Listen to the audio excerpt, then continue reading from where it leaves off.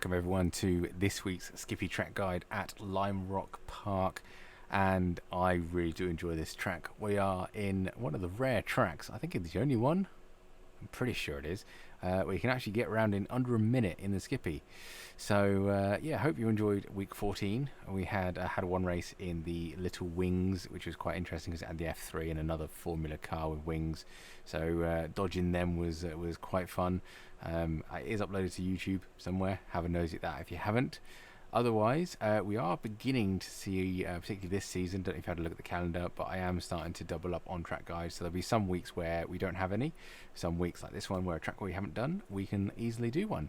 But I think it might be time to think, if we do another series, which one would you like? Obviously, I'll have to do all the ones in Skippies, or at least if it's probably next season.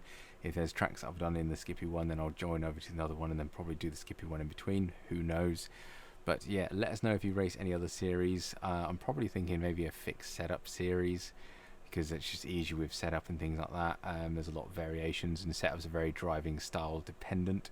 And I like trail braking quite a lot with a bit of throttle on, as you may have noticed. So yes, let us know in the comments if you wouldn't mind. Otherwise, let's get rid of that rascal and crack on with the guide. Right, turn 1 is quite a long way away. It's quite a good long start-finish straight here, considering the size of the track. And yeah, the slipstream is going to be quite powerful around here, so be careful. Braking point / turn in point is the 2 sign. So I get the car turned in and then start braking while I'm turning. If that is not working for you, then aim at the curb, first on the inside, and then brake in a straight line at the 2. So what I do is turn at the 3, aim at the curb, brake at the 2, nice and easy. So you can see a bit of opposite lock on the way in as we're coming on the brake. Just stop the car from oversteering off, and quite a tight line around turn 1. I find that's the easiest. You can go too wide through here, but obviously be careful with the guy on the inside. If he locks up, or if you are the guy on the inside, don't lock up. After the curve finishes, move to mid corner, let's say, and then into turn 2. You want a mid to late apex here, and just roll the car in quite nicely. Be on throttle as early as you can. You get a good nice slingshot. The corner is slightly cambered as well, so stay nicely on the inside. Don't run wide, obviously it will cause you issues. Into turn 3, which apparently is called left-hander. Nice and original, like it. That black barrier right over there in the distance, just as I kind of get straight onto it, I start braking. Again, try and brake in a straight line, and I don't do it here, so I want to be maybe a car width over to the right hand side and then cut back for this apex on turn 3. One big corner that, so it's not too bad. We want to stay left to open up turn 4, and turn 4 should be full throttle. No braking needed. Because I took a narrow line through turn 3, I have to go on the curb for turn 4. So that's why I say just go a bit wider in turn 3, make turn 4 a little bit easier. Avoid the curve if you can, don't do what I did just there. It still pushes me wide as well, so we get a little tire on the grass, but luckily it wasn't an off track like it would have been somewhere else on the track. So this is the no-name straight. As I say, just try and minimize steering angle and straight line as much as we can. Getting ready for the uphill. This is turn 5. Very, very good corner. I really do like this. I'm braking it here because you see the curb. I get on the curb and then turn in. A slight confidence lift on the throttle to get the car rotating. But really, we're just trying to minimize the rear end sliding around and trying to keep the speed up. This is a corner where you can make a lot of lap time.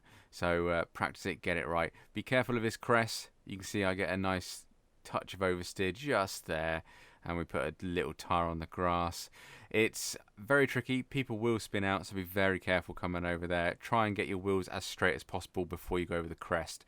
Tree on the left. There's a tree on the left, and then there's 2 trunks that cross each other.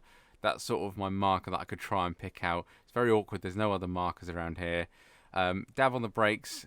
Nice light throttle on the way in. I do push wide a little bit, which is a little bit annoying. Don't touch the inside curb. It pushes you wide, and this is a horrible off track. If you get one tire on a blade of grass, it's an off track.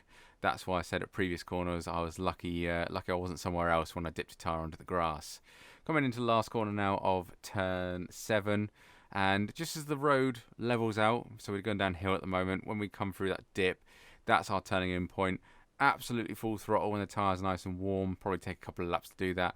Avoid the curve on the inside, it just pushes you wide, which again is the same off track as turn 6. You touch one blade of grass, it's going to be an off track. So use the curb.